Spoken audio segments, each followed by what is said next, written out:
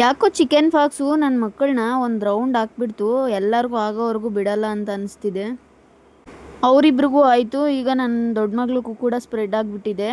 ಇದು ಈ ವೈರಸ್ಸು ಬೇಗ ಸ್ಪ್ರೆಡ್ ಆಗಿಬಿಡುತ್ತೆ. ಅದು ಚಿಕ್ಕ ಮಕ್ಳಿಗಂತೂ ಇನ್ನೂ ಬೇಗ ಸ್ಪ್ರೆಡ್ ಆಗಿಬಿಡುತ್ತೆ. ಅದು ನನ್ನ ಮಗಳಂತೂ ತುಂಬ ಉರಿ ಮತ್ತು ಪೇಯ್ನ್ ಇದೆ ಅಂತ ಹೇಳಿದ್ರು. ಅದಕ್ಕೇ ಒಂದು ಹೋಮ್ ರೆಮಿಡಿ ಟ್ರೈ ಮಾಡೋಣ ಅಂತ ಹೇಳಿಬಿಟ್ಟು ಮಾಡ್ತಿದ್ದೀನಿ. ಅದಕ್ಕೋಸ್ಕರ ಒಂದು ಹಿಡಿ ಆಗುವಷ್ಟು ಬೇವಿನ ಎಲೆಗಳನ್ನ ಬಿಡಿಸ್ಕೊಂಡು ಮತ್ತು ಪಾತ್ರೆಗೆ ಒಂದು 2 ಜಗ್ಗಷ್ಟು ನೀರನ್ನ ಸೇರಿಸ್ಕೊಂಡು ಚೆನ್ನಾಗಿ ಬೇಯಿಸ್ಕೊತಿದ್ದೀನಿ. ಯಾವ ಥರ ಬೇಯಬೇಕು ಅಂತ ಹೇಳಿದ್ರೆ, ಬೇವಿನ ಸೊಪ್ಪಲ್ಲಿರೋ ರಸ ನೀರೊಳಗಡೆ ಬಿಟ್ಕೊಳ್ಳುತ್ತೆ. ಆಗ ನೀರು ಗ್ರೀನ್ ಕಲರ್ ಆಗಿ ಚೇಂಜ್ ಆಗುತ್ತೆ. ಬೇವಿನ ಸೊಪ್ಪಲ್ಲಿ ಆ್ಯಂಟಿ ಆಕ್ಸಿಡ್ಸು ಜಾಸ್ತಿ ಇರೋದ್ರಿಂದ ಆ ವೈರಸ್ನ ಬೇಗ ಕಿಲ್ ಮಾಡುತ್ತೆ. ಹಾಸ್ಪಿಟ್ಲಿಗೆ ಹೋದಾಗ ಡಾಕ್ಟರ್ ಹೇಳಿದರು, ಸ್ವಲ್ಪ ಡೆಟಾಲ್ನ ಮಿಕ್ಸ್ ಮಾಡಿಬಿಟ್ಟು ಸ್ನಾನ ಮಾಡಿಸಿ ವಾಟ್ರ್ ಒಳಗಡೆ ಅಂತ ಹೇಳಿ.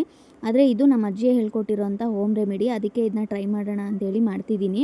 ಈ ಬೇವಿನ ಸೊಪ್ಪನ್ನ ಈ ಥರ ಬೇಯಿಸಿ ಹಾಕೋದ್ರಿಂದ ಅದು ತುಂಬ ಉರಿ ಇರುತ್ತಲ್ವ, ಪಿಂಪಲ್ಸು ಅದೆಲ್ಲ ಸ್ವಲ್ಪ ತಣ್ಣಗಾಗುತ್ತೆ.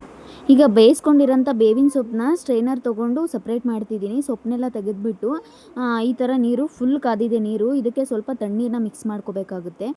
ತುಂಬ ಬಿಸಿನೀರಲ್ಲೂ ಕೂಡ ಸ್ನಾನ ಮಾಡಬಾರ್ದು, ಸ್ವಲ್ಪ ಉಗುರು ಬೆಚ್ಚಿ ಇರಬೇಕು. ಇದಕ್ಕೆ ಒಂದು 2 ಚಂಬು ತಣ್ಣೀರನ್ನ ಮಿಕ್ಸ್ ಮಾಡಿ ಸ್ನಾನ ಮಾಡಿಸ್ಬಿಟ್ರೆ ಮುಗೀತು.